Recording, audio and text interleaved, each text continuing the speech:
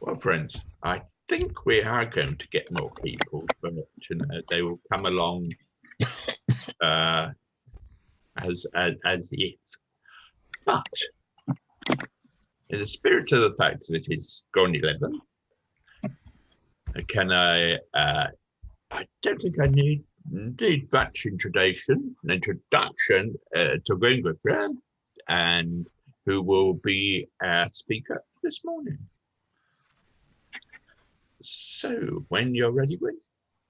Right. Well, hello, everyone. Thank you very much for inviting me. I'm very happy to talk about the plight of present-day conscientious objectors in this country anytime. I'm speaking as a volunteer with At Ease, which is an advice service for people in the armed forces, not just conscientious objectors. We try to give as much care and attention to people wanting to leave as people such as those facing unfair dismissal, trying to get back. Whatever our own views, we have to put them on side and attend to the needs of the individuals facing us. At Ease has only been in existence since 1974. I say only because in this context, it's very important. This is years after the end of the Second World War and the end of the period of conscription that followed it. And many, particularly in the peace movement, seem to imagine that the situation of conscientious objectors ended it well back in the last century. And there is very little similarity between the situation of present-day conscientious objectors and those in the Second World War. But there are strong similarities in their situation to those in the First World War. And as I know you've had a very informative talk, and I was glad to witness it, on the First World War, I'll begin by pointing three strong similarities between the situation of First World War conscientious objectors and present day. One is that some of the conscientious objectors to the First World War were not pacifists, were not motivated by a religion. Many of them were, but many of them, and this is very evident in all the literature that was published at the time and statements at tribunals, were objecting to that particular war, this senseless mass slaughter of people. Many were explicitly political objectors, that they were socialists. They felt that if the king and the Kaiser quarreled, why did thousands of ordinary working British men have to kill thousands of ordinary working German men? And it was stated by A.N. Milne, a archduke was assassinated, and as a result, thousands of people who were not archdukes had to kill each other. When At Ease started in 1974, this was at the height of the situation where troops were being sent to Northern Ireland. Now, many of the soldiers had joined up, very much influenced by the films about the Second World War, fighting the Nazis, defending the country when it was being bombed.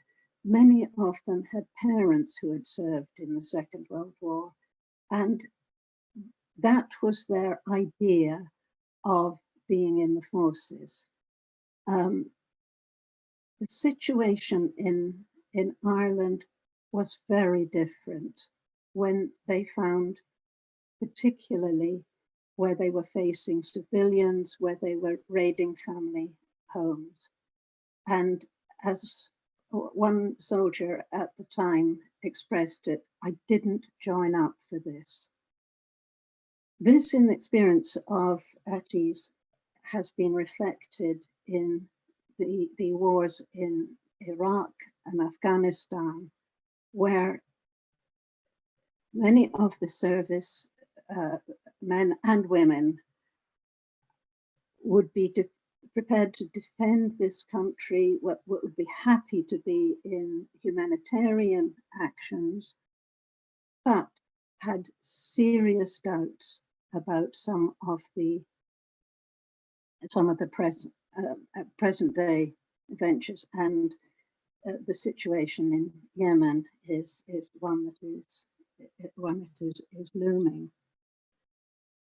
A second similarity with the First World War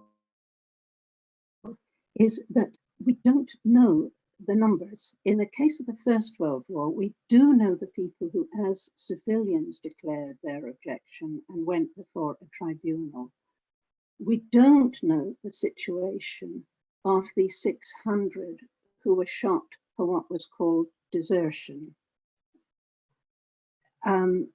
The official Ministry of Defense, when they allowed a posthumous pardon in 2006, is that every one of them was suffering from post-traumatic stress disorder, and which would have been recognized nowadays. It is theoretically possible that that is the case. But what we do know is that, what we don't know is exactly what those people were executed for. Two similarities.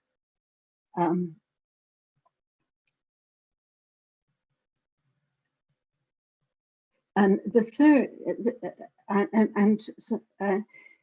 for reasons I will explain, just as we know some of the numbers of some of the conscientious objectors, we don't know if there were any amongst the 600 who were executed for simply in the middle of battle saying, I'm not doing this anymore, it's wrong. They would have been shot. There wouldn't have been publicity. There wouldn't have been any support group.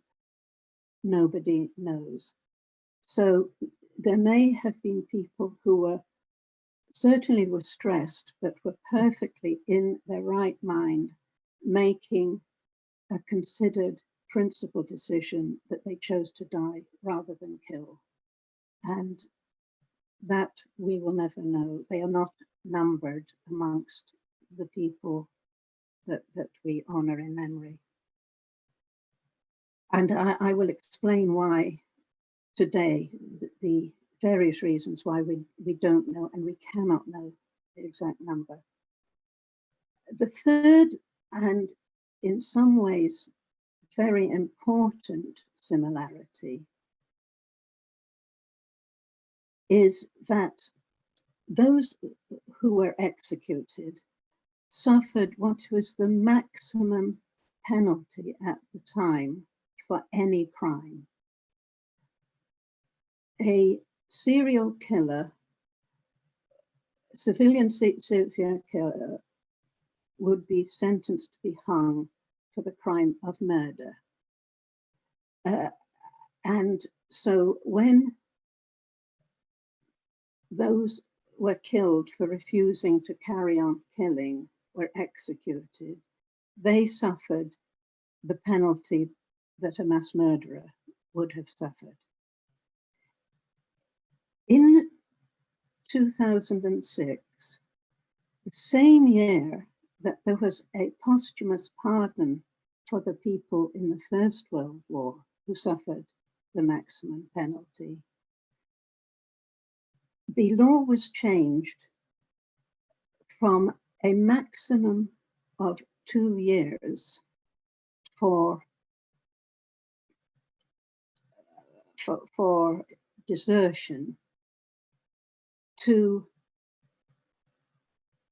a maximum of life imprisonment.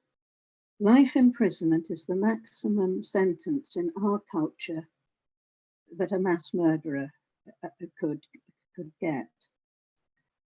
Another similarity relevant to this, that this penalty, when we talk about desertion, most people think this means sort of running away from the battlefield. In both the First World War and the Second World War, in order to execute this penalty, the definition of desertion was widened. In peacetime, in the present day, the difference between absence without leave and desertion is fairly simple. All forms of desertion are by definition absence without leave, but all forms of absence without leave are not desertion. The difference between desertion in peacetime, it has to be proved that on leaving, there was intent to remain away permanently. So, you know, if somebody goes abroad, burns their uniform, adopts a different name, the evidence is that they intended to stay away permanently.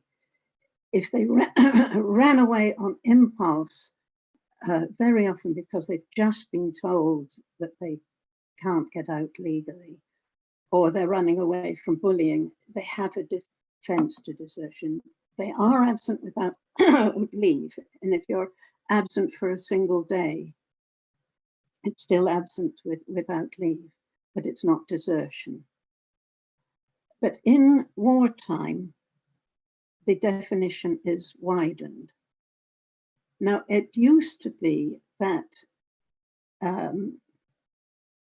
anyone who went AWOL after being warned for a war posting, it was defined as desertion. 2006, it was changed, and the Ministry of Defence said it was a reform in that it narrowed the reasons. And the new rule that you could get life imprisonment was only for going absent without leave for 3 reasons. That was to avoid a particular posting. If that posting was one of 3 things: occupation of a foreign country, action against an enemy, or defense of life and property overseas.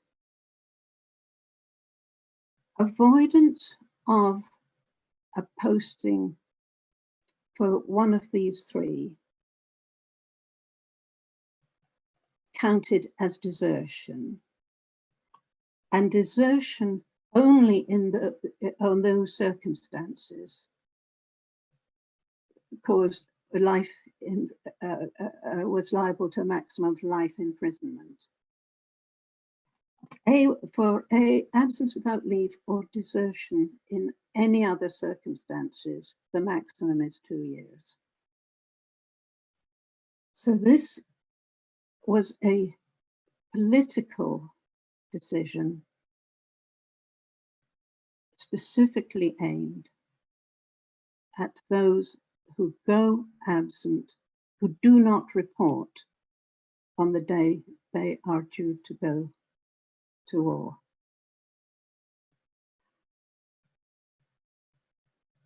Now, when we're dealing with, certainly over the years,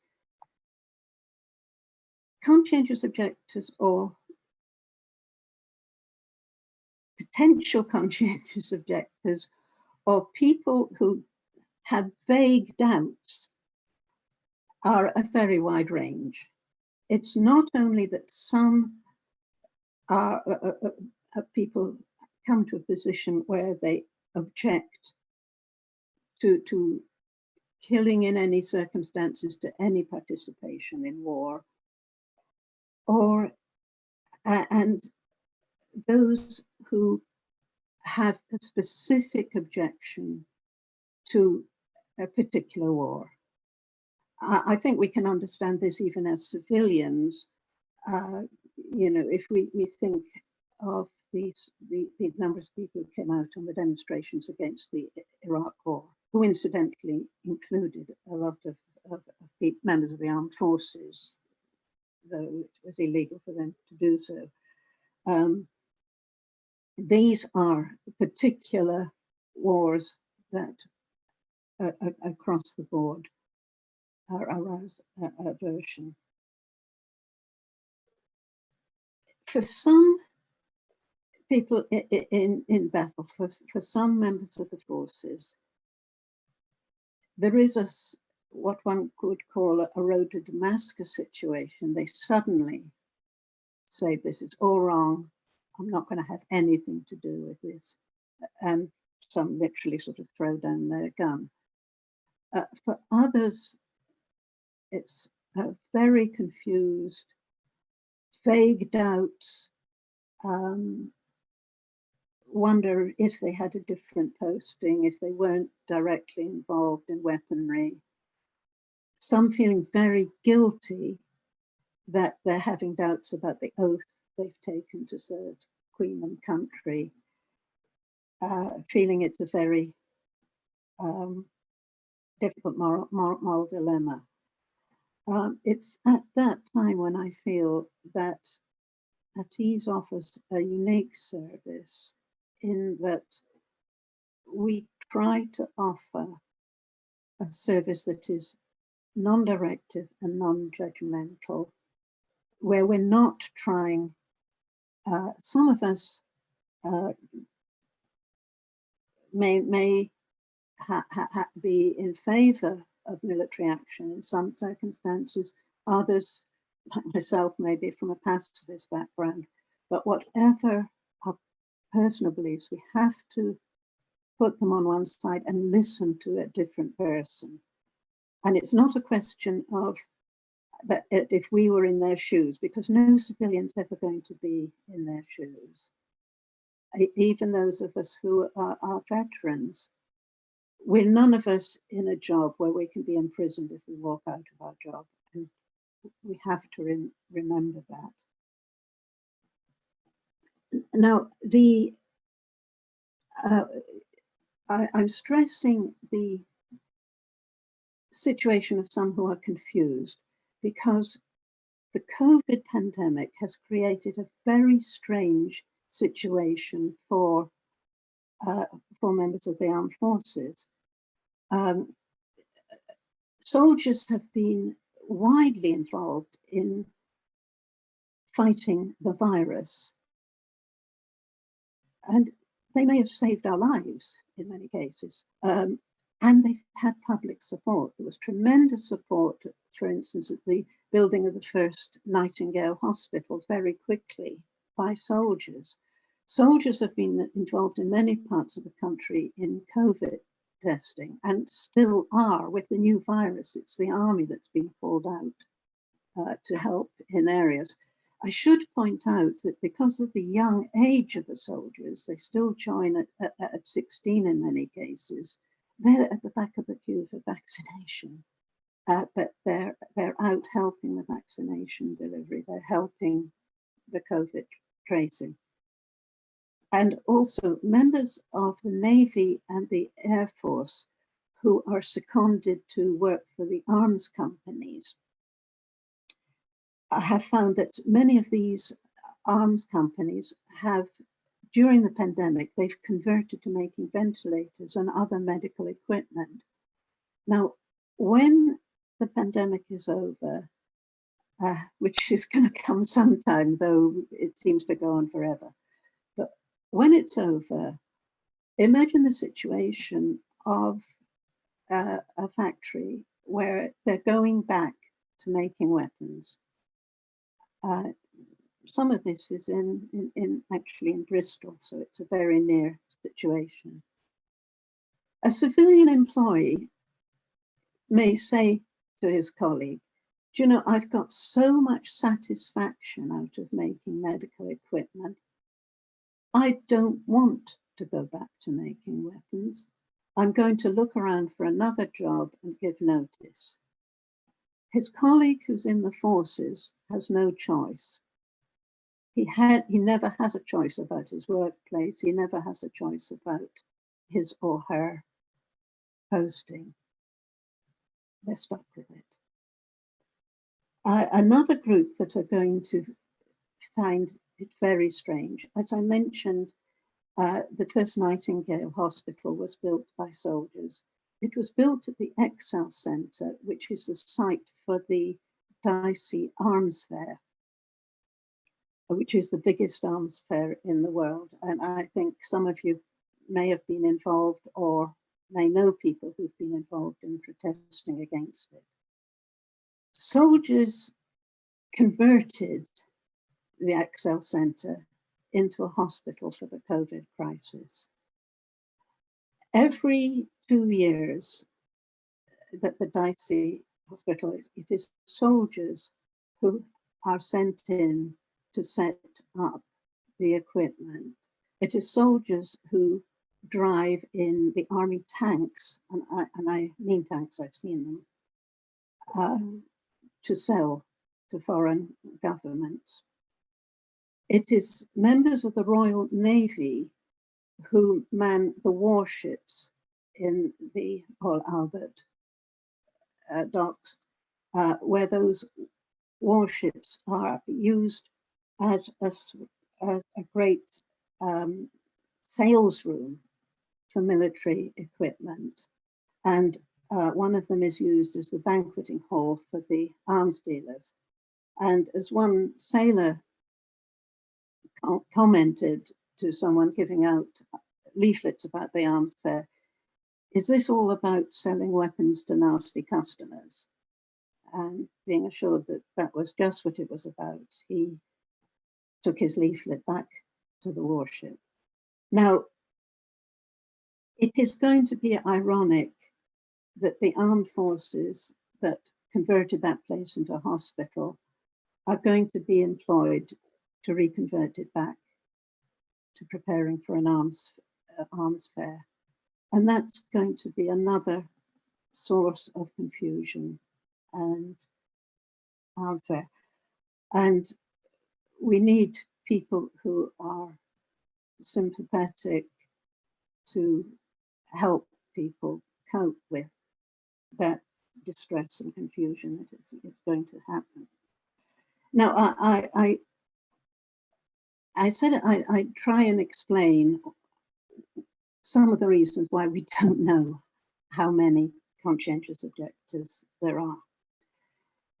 After the end of conscription, the new rules were drawn up for how to deal with conscientious objectors who might arise in future. It was recognized that it was possible in the course of a long engagement for people to change their views. Now, one difficulty is that these rules are set out in a restricted document. That means that neither someone who thinks he may be a conscientious objector has access to this document, nor do the people advising them, the NCOs, the junior doctors, nor does the commanding officer, unless the commanding officer has requested that document. So the first difficulty is that many people in the in the forces, including the people who advise them, the NCOs, the welfare officers, so and in some cases the chaplains, don't know. So a soldier will very often be told, there's no such thing in the regular army. You joined as a volunteer. Conscientious objection was for conscripts. This isn't, they're not deliberately told a lie.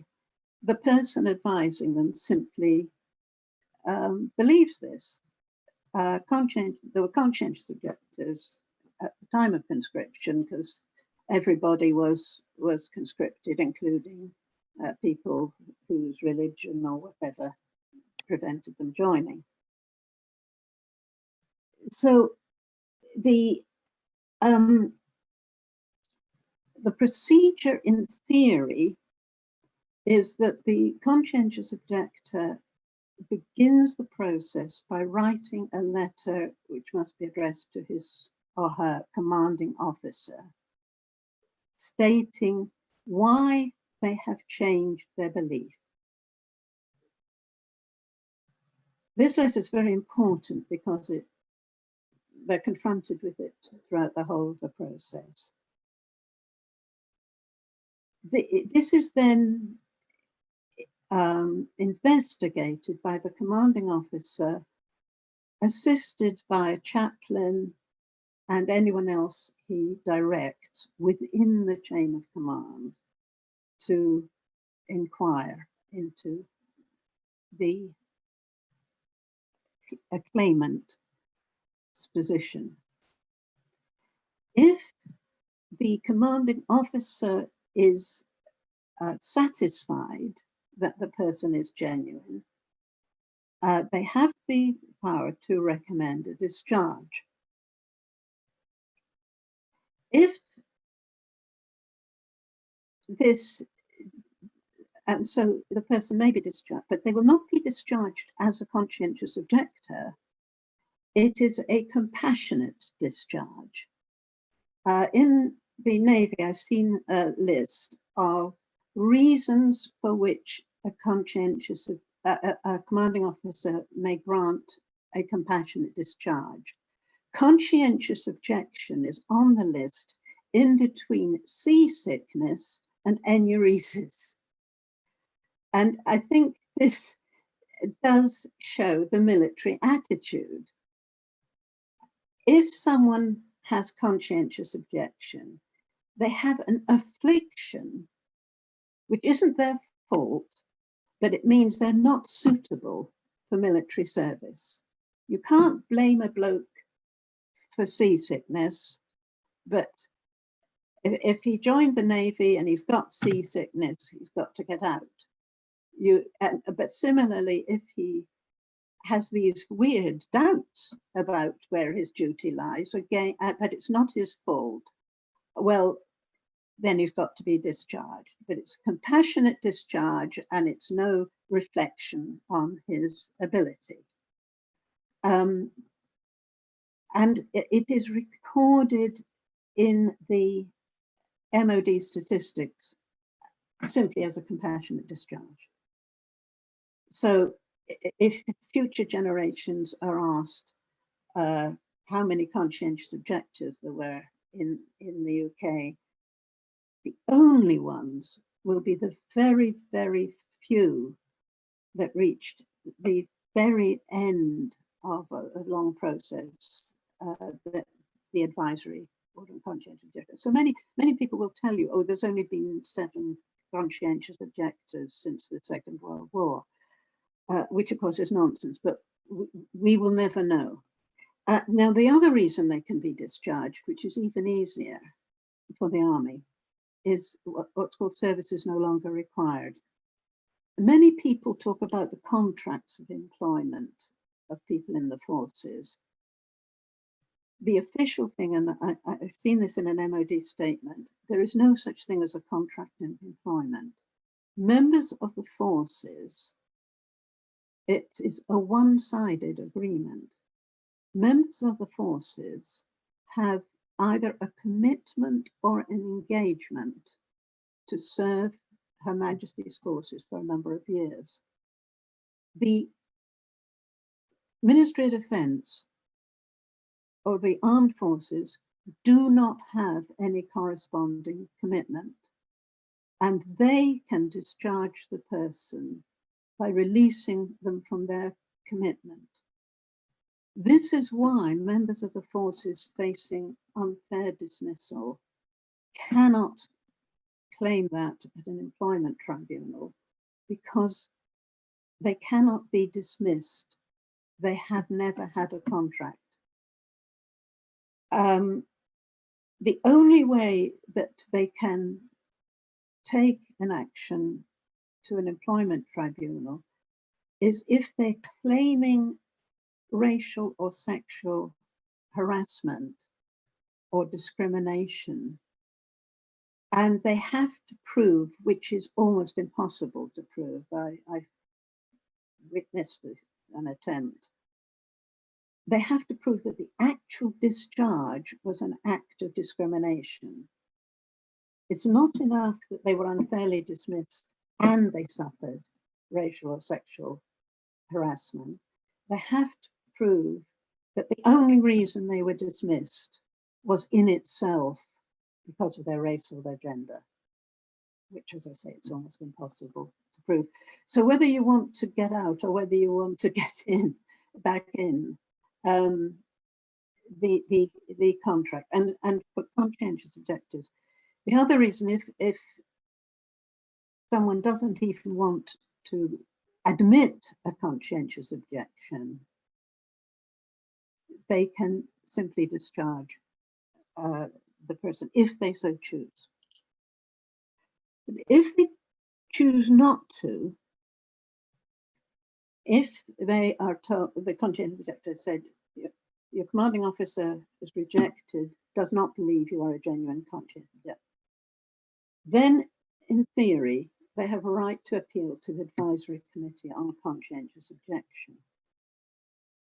Now, in the restricted document, which I have seen, but very few conscientious objectors have seen, there is a line that says, until the day that the objector is discharged, the commanding officer has absolute right to say where they will be deployed and what duties they will perform. Now, I used to think in the past, well, theoretically, they could order them into battle while they're waiting for their ACO hearing to turn up. But of course, in the past, this didn't happen. People are waiting, it's a long wait for the ACO, that's the Advisory Committee on Conscientious Objection hearing, to come up. We're normally given non-competent duties of some kind. They couldn't ask for them, but a sensible commanding officer. So we had one officer was put in charge of a museum, another put in charge of a sports ground. Rankers were put to polishing the regimental silver, being a messenger for a company sergeant major, serving in the officers' mess. If they really didn't like them, then they were put permanently to cleaning the toilets. But they were given non-combatant duties of some kind.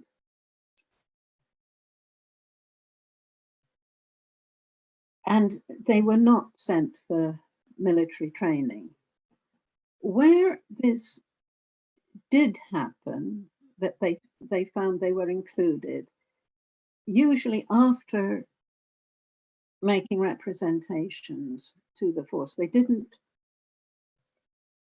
relieve them or excuse them, but they usually found that they were required elsewhere. They would decide that they would be put on duty elsewhere for that. It was not normal to try to force somebody waiting for an ACO hearing to be involved in combat. This is not the policy now. And the worst development is that a conscientious objector awaiting hearing can be ordered to military training for the specific conflict that they're involved in. This is what happened to Dr. Kendall Smith, and this is what happened to Mike Lyons, who was leading a medical assistant. But they were ordered in a case. Dr. Kendall Smith was not a conscientious objector. He was very committed to his career in the RAF as a medical officer. But after serving 2 periods in Iraq, he became convinced that the war in Iraq was illegal and the way it was being conducted was contrary to international humanitarian law. And as such, he believed it was his duty as a commissioned officer to refuse an illegal order. And that is in tune, the RAF, Queen's regulations for the RAF state this, that if you are given an order you believe to be illegal, that you have a duty to refuse it. And he consistently refused to take part in the rifle training for Iraq, for a posting to Iraq. Similarly, Mike Lyons, who was a specific objector to the killing of civilians in Afghanistan, was ordered to rifle training for Afghanistan, which he refused. I say he didn't refuse, he did not take part in. Now, the fact that they were given these orders was not, I'm convinced, a military decision. It was a political decision. In both cases, the decision was made directly on orders from the Ministry of Defence, the commanding officers having asked the advice of the Ministry of Defence. And the orders were that they must take part in that training or be charged with refusing a legal order. Now, why I say it's not a military decision is no commander, when soldiers are training for war, and specifically when they're training, rifle training and deployment, they are trained to work as a team, to literally cover each other's backs and to be available to instantly, as a group, respond to the orders given in the prevailing battle conditions, whether it's retreat, dispersal, advance, whatever. Nobody wants in that group where a morale building joint meeting is absolutely essential, somebody complaining, this war's all wrong, we shouldn't be here, I'm only here because I'm forced. And in the past, no commanding officer has risked troops going into battle to have someone like that. Countries have been told, we're taking you away with, that if the troops are training overseas, the country's been given the job back at headquarters. And they're told, for security reasons, we're not letting you near people who are training for battle. So the decision to try and force people to take part is a decision by the Ministry of Defence, creating a situation where they give them an order they know they will not obey. They can then be court-martialed, not for being a conscientious objector, but just as someone who has refused an order. I think it's also significant that the people who have been singled out for, as it were, showcase court-martials were all medics. Dr. Kendall Smith, Mike Lyons was a leading medical assistant, and Mohsen Khan was who was objecting to the Iraq war on religious grounds as a Muslim. All three were medics. Those who have refused and taken much more, could have been charged with much bigger offences, going AWOL, speaking in the public and so forth, like the three paratroopers who refused in Iraq and were sent back to Colchester. Joe Glenton, who went AWOL after posting in Afghanistan, and more recently Ahmed Ali, have all been treated very leniently, extremely leniently. The reason being, the reason I am suggesting is that they did not want any of those men publicly under oath at a court-martial testifying as to what had led to their objection.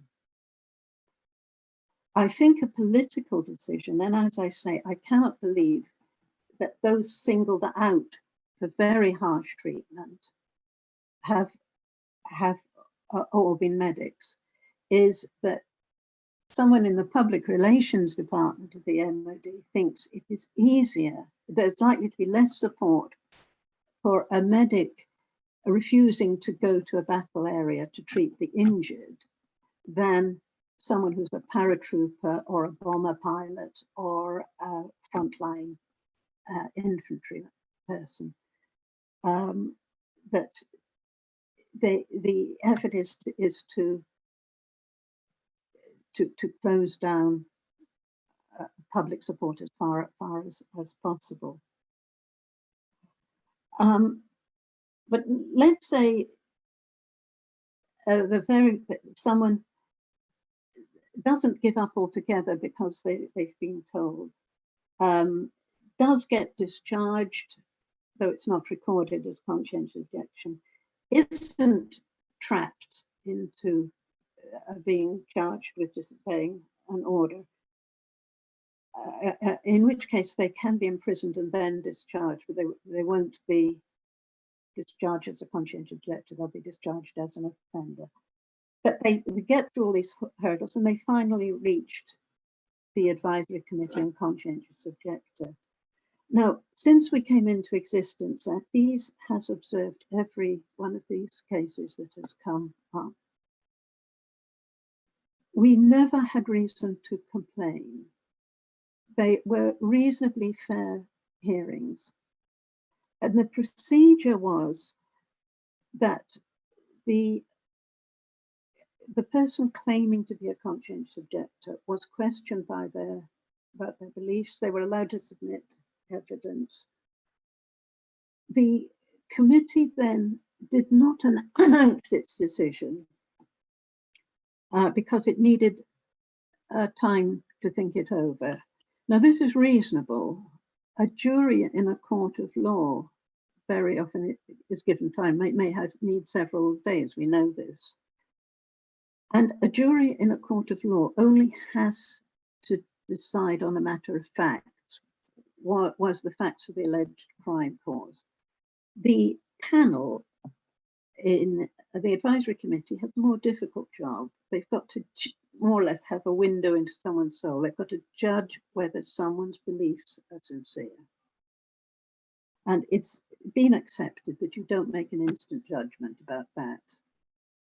And usually they are then informed, when the forces is involved, it's usually only a couple of days afterwards whether it's been granted. If it's been granted, they are then discharged as a conscientious objector.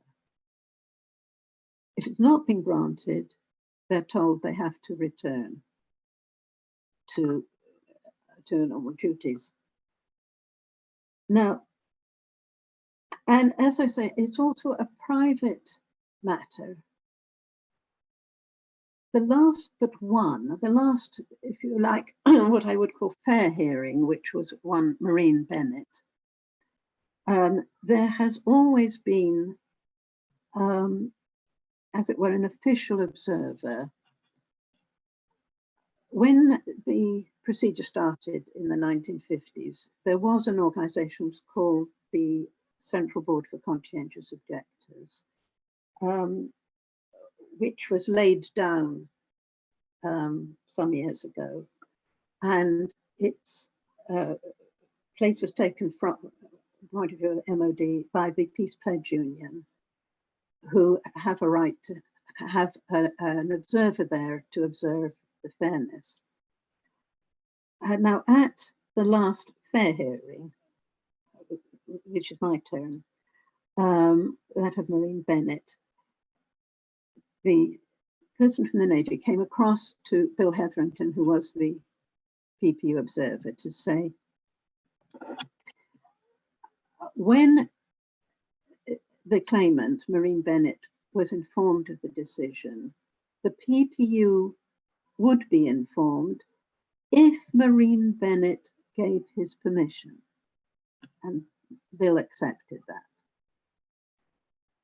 And a few days later, Bill was contacted to say Maureen Bennett had been discharged as a conscientious objector, and he had been given permission to give that information. Now, in the case of Mike Lyons, which is the last ACO hearing there has been, was a complete contrast to this. Throughout the hearing, and there were a number of observers, because I took the opportunity of notifying a number of organisations with an interest in conscientious objectors, so there were plenty of observers.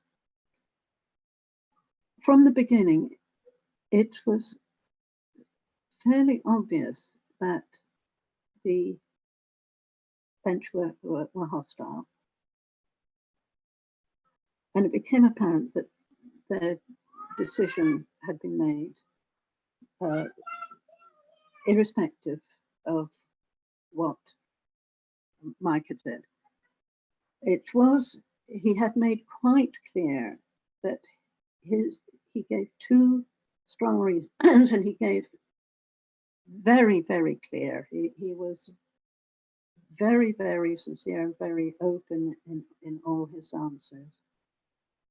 His objection to the war in Afghanistan had not been from the beginning. It had been,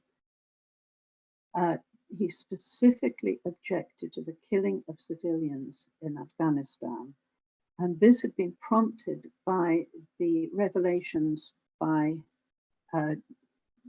Julian Assange, and had been leaked by Chelsea Manning and published on WikiLeaks, which had the horrific pictures of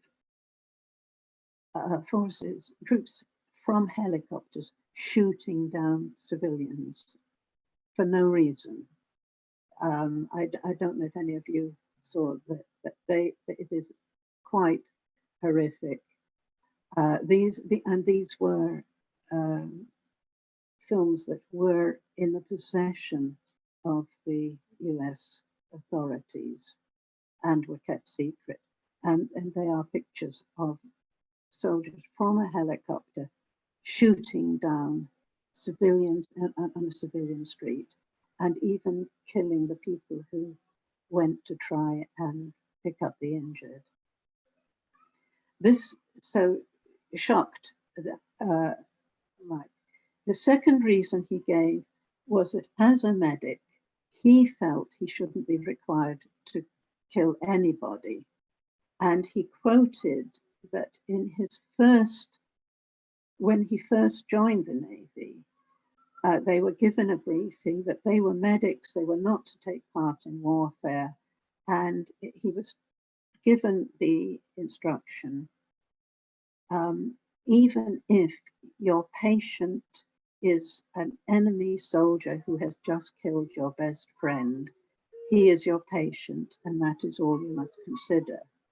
And Mike said he had faithfully tried to follow those standards throughout his naval career. But in the briefing just before Afghanistan, it was very different, and they were told that they were only to give priority to service and allied troops, and told that if, and he was asked what he would do if someone brought an Afghan child to a field hospital. And he gave the wrong answer because he said he would try to treat that child. And so Mike, and then he said that he'd tried to research what was going on, and he'd interviewed other people coming from other medics in the Navy who'd returned from Afghanistan. And they told him that they were required to take part in firearms shooting. And one of them had, as he was shot, used his gun in anger, as the official term is, used against an enemy. Now, these are rifles. According to the Geneva Convention, a medic is allowed to carry what are called small arms in case their clinic is attacked or a field hospital or something, have to defend. But rifles are battle instruments. They're used long distance by soldiers fighting another army. So Mike's made very clear he was objecting to the killing of civilians in Afghanistan, that the way that the war in Afghanistan was being connected, and he objected as a medic being required to kill anyone. Now, he was turned down because Judge Timothy King invented a new ruling, though he said he'd that the panel had reminded themselves.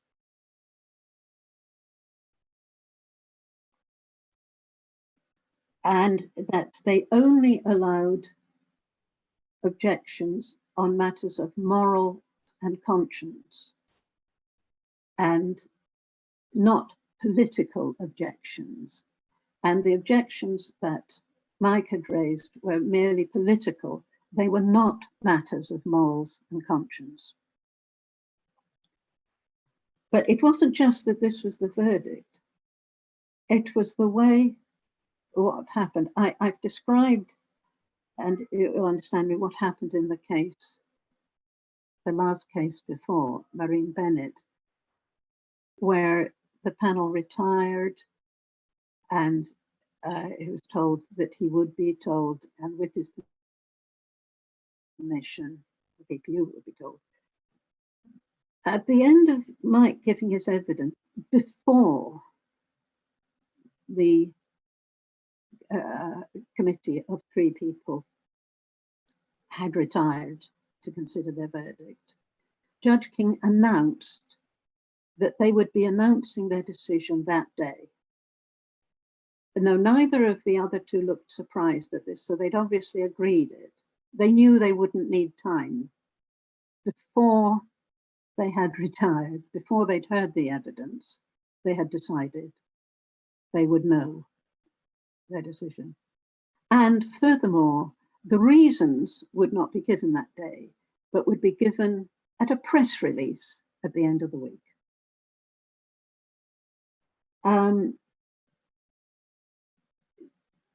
And rightly enough, they did retire. In less than an hour, they came back and announced that they'd reached a decision, and the decision was that the reasons that in Mike's case, his objections were merely political and were not a matter of morals and conscience, and they only allowed, and they said they reminded themselves of this rule.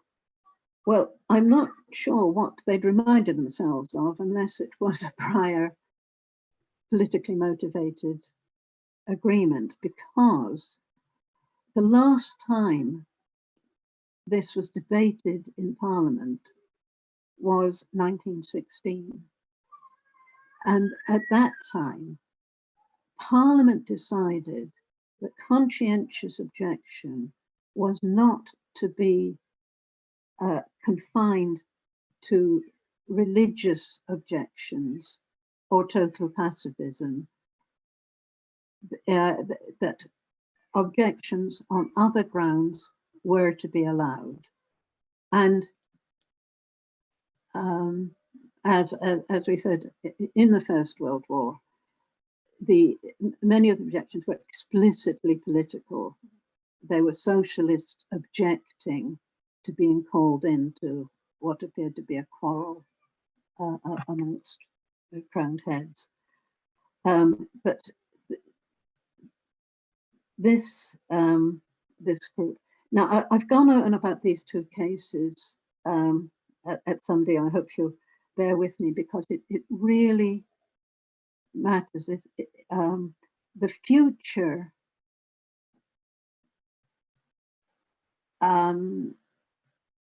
we cannot rely on a system just being better known and working. The system that was set up, if it was followed in good faith, does allow for a genuine conscientious objector to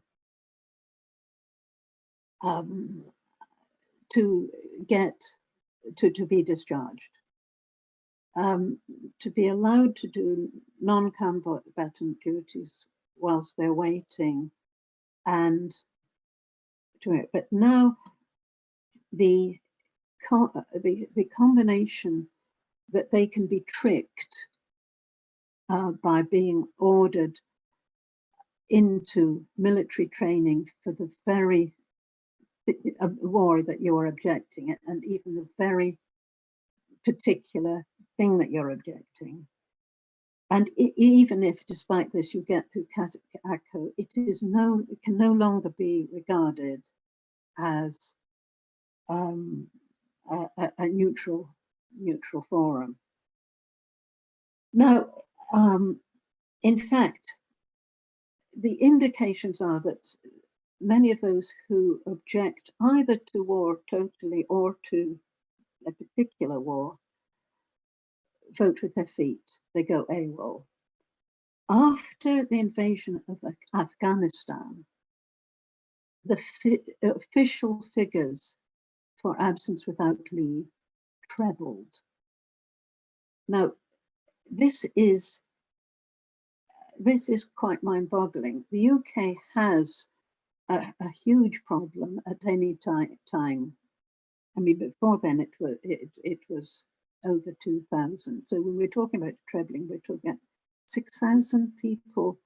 Now, every public service in the UK has a staffing problem, but no public service has thousands of its people leaving unexpectedly, going into hiding, living under false names.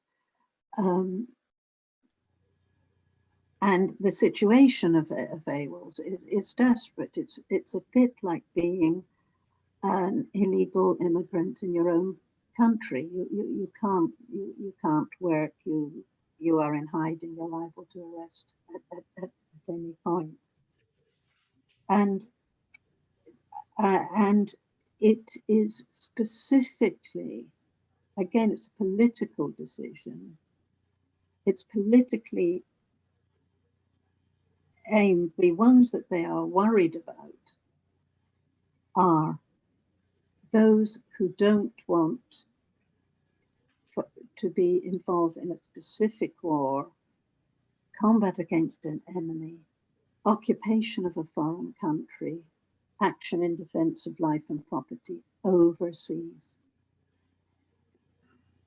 And I think I've probably gone on too long anyway. I'm sorry, Ray, I can see you nodding, I've gone too long. So I will stop there. My excuse is that the problem is terribly complicated. I wish we had a lot more time to continue on this, Gwyn, but we kind of restrict ourselves to certain time constraints, sadly, because this also can give us a little time afterwards to actually ask for questions or comments which fellow members would like to give.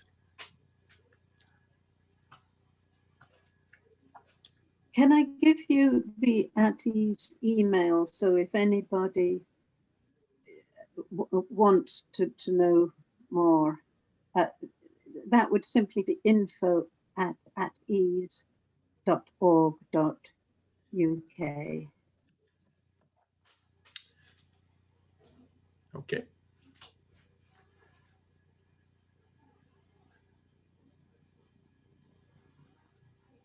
Gwyn? Yes? Sorry, there might be other people who want to speak. Don't let me override the chair. No, do carry on, my dear. Okay.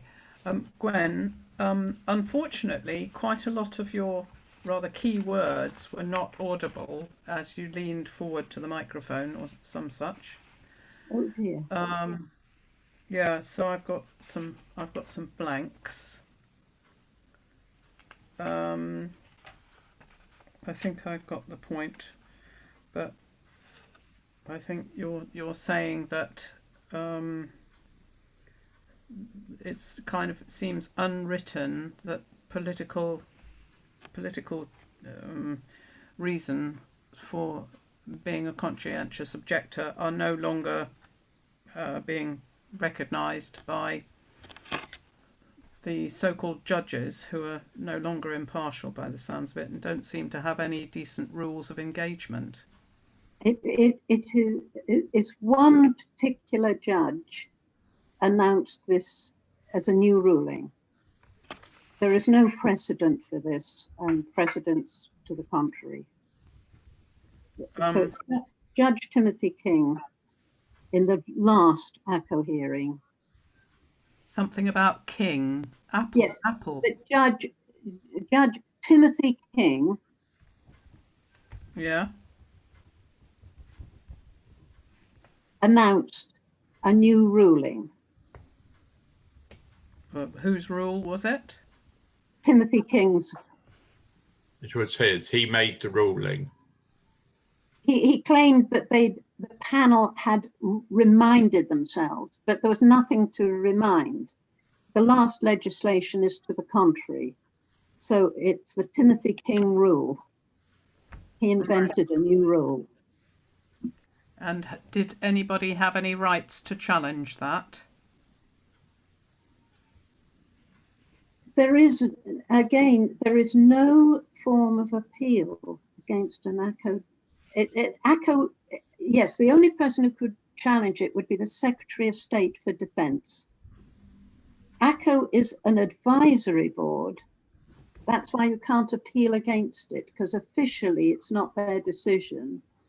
They advise the Secretary of State for Defense. So there is no method of appeal. Ah. So the only person who could challenge is the Secretary of State. Exactly. God, I mean, this just reminds me of a court case that I witnessed, I don't know, a couple of years ago. And the judge made the ruling, yes, actually that will does stand. And that was what the whole court case was about. But, blah, blah, blah. So his but was what he judged.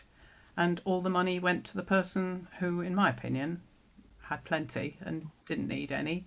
And if the will had been carried through, wouldn't have had that much. And so, because he's the judge, there's no way to decently challenge it. Awful.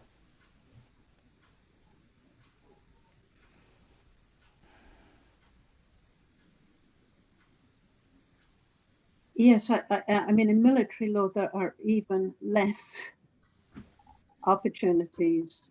The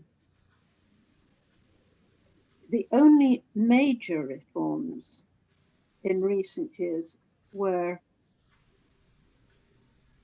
the situation against the persecution of gay people in the forces, and the right of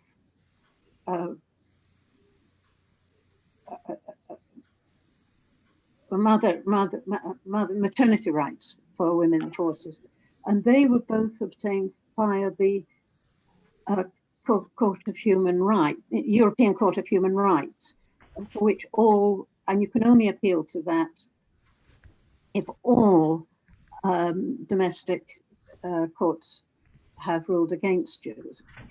Of course, part of the Brexit move is that this country is trying to break away from the European Court of Human Rights. So that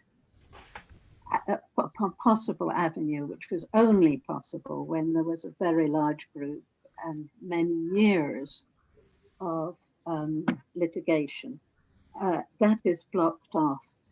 And I mean, part of the problem is that members of the armed forces are excluded from much of the, if you like, the reforms that have been obtained by ordinary workers over the last 2 centuries.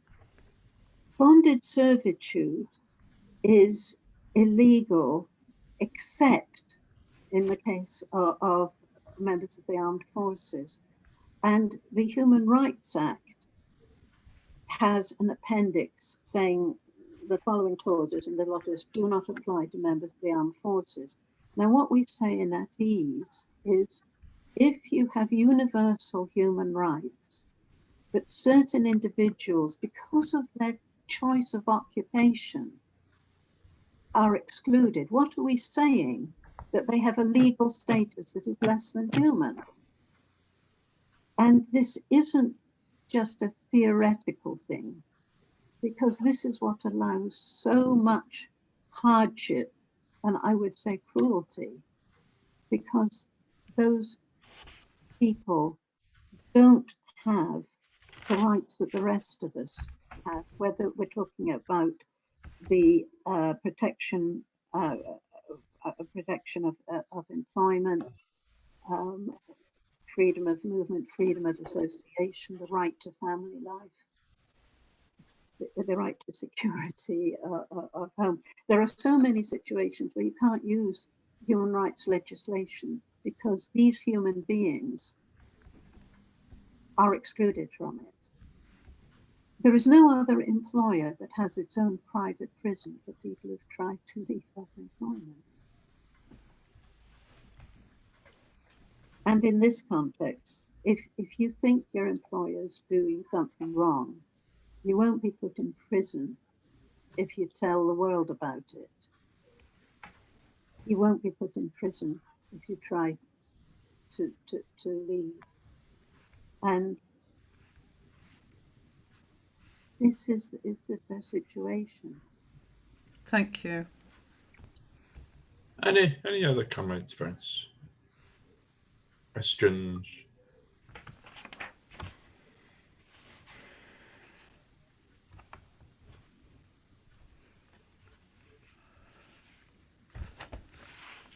I'm left with a heavy heart.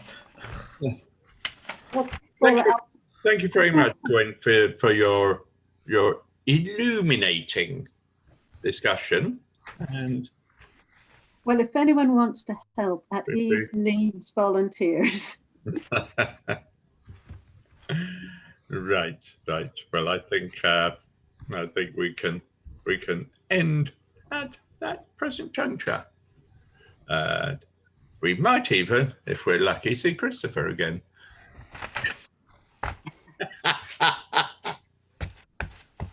Okay. Thank you, friends. Bye. Thank you.